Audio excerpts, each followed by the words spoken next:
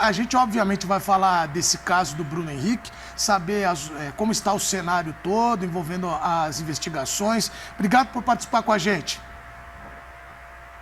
Obrigado, do Menezes. Eu, pela voz, identifiquei, acredito que seja o doutor Luciano também, mas estou, enfim, estamos aí no STJD à disposição para prestar informações na verdade, de esclarecimentos em relação à condução de processos dessa natureza, né? Naturalmente, o impedimento de atuação legal, nós não podemos tratar de casos concretos, mas esclarecimentos em relação ao rito que é dado para casos correlatos, certamente é importante aí para de alguma forma contribuir com a pauta que tá bastante atribulada nesse assunto. Agora, só para entender um pouco, né, dessa questão, a investigação, ela se arrasta já há um tempo, né, algum tempo. Eu queria que, obviamente, a gente tem aqui, a gente poderia falar o dia todo sobre essa situação, mas eu queria que o senhor pudesse relembrar um pouquinho como é que foi esse histórico e se essa punição, a gente falou aqui no programa, tá o Fábio Luciano, ex-jogador também, o Rodrigo Bueno, o Pedro Ivo, o Rafael Prats, eu, Eduardo Menezes, estou aqui na apresentação, presidente, mas para entender se essa punição realmente, o Fábio até falou, o Capita falou de um jogador que é do Flamengo, representa, né, uma nação, mas também um jogador profissional envolvido num tema como esse, se ela realmente o alvo do STJD, obviamente é coibir esse tipo de situação, mas como é que vocês estão enxergando o Bruno Henrique no caso? De fato eu vou em alguma medida frustrar aí a expectativa em relação ao tratamento do caso concreto do Bruno, mas seguramente uma informação bastante relevante que a gente pode dividir aqui com os colegas é que nos casos de manipulação de resultados, pela natureza do fato, que é considerado no direito esportivo como corrupção dentro do futebol, né? A mesma dificuldade que existe no crime de corrupção comum é encontrado dentro do futebol, que é o crime às escuras, né? Um crime difícil de ser apurado. E até por isso é bastante natural que os efeitos esportivos eles venham após as diligências, após as provas, após a concretização dos fatos, pelas autoridades que têm efetivamente aí instrumentos persecutórios e instrumentos muito próprios de investigação, que são quebra de sigilo, busca e apreensão, enfim, tantos outros que efetivamente só o Ministério Público, a Polícia Federal e muito certamente com a autorização da Justiça consegue alcançar. Acho que até por isso que das centenas de alertas que já ocorreram no Brasil em relação a potenciais casos de manipulação, efetivamente 36, pouco mais de 36 chegaram nesses últimos 3 anos a julgamento pelo STJD e todos eles ligados a desdobramentos da atuação das autoridades persecutórias. E aí nesse ponto é importante destacar o quanto que o Brasil, em alguma medida, se destaca positivamente na atuação da Polícia Federal e do Ministério Público, porque a celeridade que é dado a esses casos de manipulação no futebol, acho que até com o cotejo atual aí vocês melhor do que nós sabem dos casos internacionais que estão sendo acompanhados já há muito tempo, mas que a realidade no âmbito do STJD mostra que o enfrentamento desses casos é bem mais rápido, bem mais ágil na realidade brasileira. Mas de fato, enfim, em relação a caso concreto específico, o que nós podemos de forma declarada comunicar com bastante tranquilidade é que foram solicitados os documentos e o apurado pela Polícia Federal nas operações que já se desenvolveram e até agora não recebemos, mas seguramente receberemos com brevidade isso, porque o caso é bastante recente, né? Então, assim, tá bastante normal o tempo em relação ao pedido e ao desejado aí compartilhamento dos dados para tratamento desportivo do caso. Pedro Ivo. Presidente, Pedro Ivo falando aqui, obrigado por participar com a gente. Você tocou nesse assunto de pedir o documento, pedir o esclarecimento. A partir disso, então, vocês pedem esse documento, só para ficar mais claro para o público. Para quê? Para ver se há materialidade, porque você fala que não pode julgar, quem faz isso são as autoridades. Porém, eu queria entender do ponto de vista mais prático, até para a gente falar para a linguagem do torcedor, chegando esse material, todo material que a gente já teve acesso por aqui, ele está circulando, o inquérito, né, o relatório de quase 800 páginas da Polícia Federal, ele tem provas que nos parecem robustas. Tem troca de mensagem, tem o Bruno falando do jogo, o Bruno falando do cartão com o irmão falando que vai apostar. A partir disso, antes, já que não é tão sério, embora você fale que não é tão sério dentro do prazo de um dia, 2 semanas, antes de uma definição de Polícia Federal, Ministério Público, Justiça Comum, a Justiça Desportiva ou a STJD, com esse material em mãos, ele pode pedir uma suspensão preventiva, antes do caso transitar julgado e ser concluído por essas autoridades. Ele pode entender que nesse material há algo que dê base para vocês, para a Justiça Desportiva, pedir essa suspensão preventiva. O que pode acontecer de concreto com o Bruno nesse momento? Pedrinho, você traz duas perguntas bastante importantes. E aí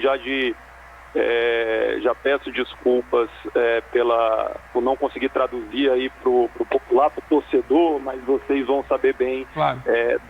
Traduzir essa mensagem. Em relação ao rito de casos de manipulação, por que eu disse que são casos de difícil apuração e são dependentes dos instrumentos persecutórios?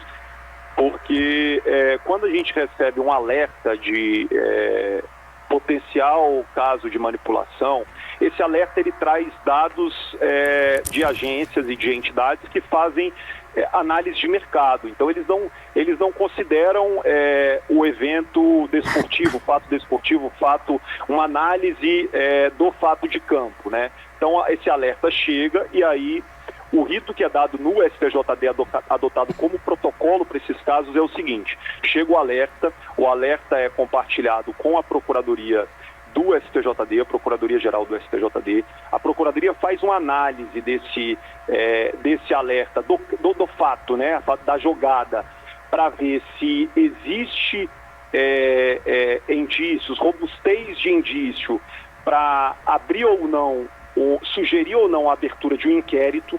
A depender do parecer da Procuradoria nesse sentido, instaura-se um inquérito e esse inquérito conclui no prazo regimental, no prazo legal, se os fatos apurados vão para denúncia ou vão para arquivamento, tá?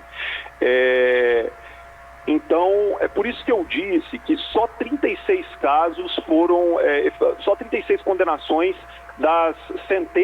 dos centenas de alertas que ocorreram nos últimos 4 anos no âmbito do STJD, porque muitas vezes o alerta não é acompanhado de um trabalho seja da polícia, do Ministério Público, ou seja, das autoridades públicas, e aí não consegue revelar a materialidade do tipo desportivo, do fato. Então, assim, em sendo considerado pela Procuradoria que os fatos são relevantes tal para justificar a apresentação da denúncia, e aí a Procuradoria apresenta a denúncia e isso é levado para distribuição de julgamento da comissão e depois, eventualmente, em sede de recurso do Pleno.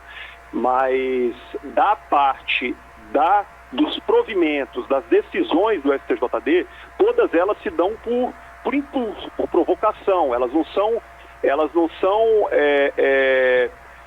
automáticas. O presidente ou qualquer auditor não toma decisões por si só. Assim como funciona paralelamente na Justiça Comum, a Justiça Desportiva atua por provocação, seja provocação da Procuradoria, seja provocação dos agentes, dos atores, dos jurisdicionados do futebol. No caso, também em tese da discussão de provimento preventivo, cautelar, e aí fazendo aqui um recorte muito, muito bem definido de que não está se fazendo uma análise do caso que você levantou, mas assim, da natureza de provimento cautelar, o que se dá?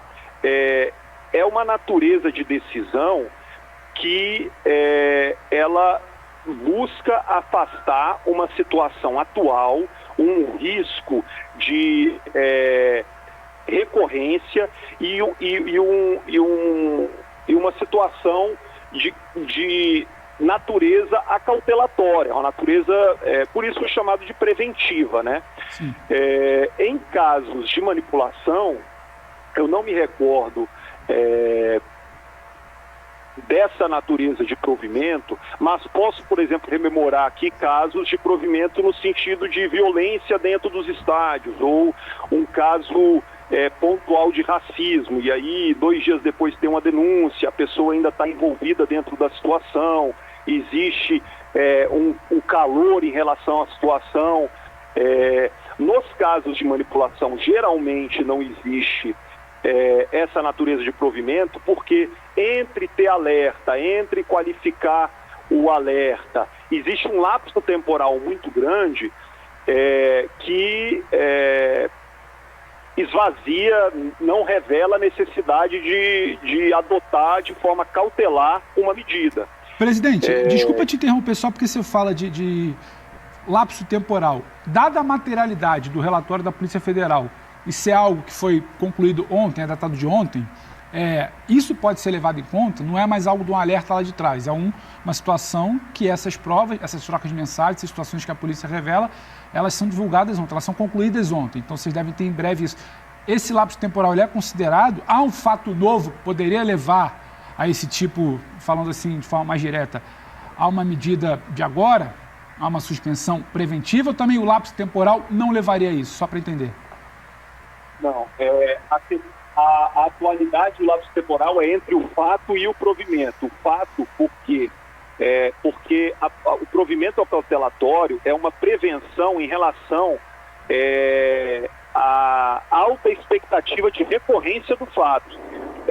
Então, quando você fala de fatos que estão numa distância, muitas vezes até de anos, e é importante, dentro do contexto de manipulação, entender que o acompanhamento de alertas anteriores, ele é feito pelas agências em relação aos atores. Então, assim, se o atleta A ou B, ou o dirigente A ou B, ou o técnico A ou B, em algum momento esteve em uma situação de alerta, haverá um monitoramento assíduo em relação a esse atleta. E as agências e as entidades apuram isso. Então, eventualmente, se chega um relatório para o STJD com a evidência de que recorrentemente o jurisdicionado, né, atleta, dirigente, corpo técnico, seja o que for, está envolvido em situações potencialmente de manipulação, aí sim ressalta essa necessidade, essa urgência, essa situação de provimento acautelatório. Mas, de fato, as medidas preventivas, elas não são instrumentos, assim, idôneos para o clamor, apenas para o clamor, mas muito estritamente para o andamento e, eventualmente, o prejuízo da competição, dos jogos, enfim. É por isso que vemos aí vários casos ao redor do mundo que já por algum tempo se desenvolvem com os atletas em atividade, né? Muito bem, presidente. Bom trabalho agora nessa apuração. Pedro falou muito bem, a gente vai ficar aguardando e acompanhando os próximos fatos. Bom trabalho e obrigado por nos atender, presidente. Não, obrigado, estou à disposição. Renovo as desculpas em relação à incapacidade de traduzir aí a linguagem do torcedor, e ficamos à disposição para esclarecimentos aí que contribuam com o entendimento, com a pacificação do tema. Muito bem, obrigado ao presidente.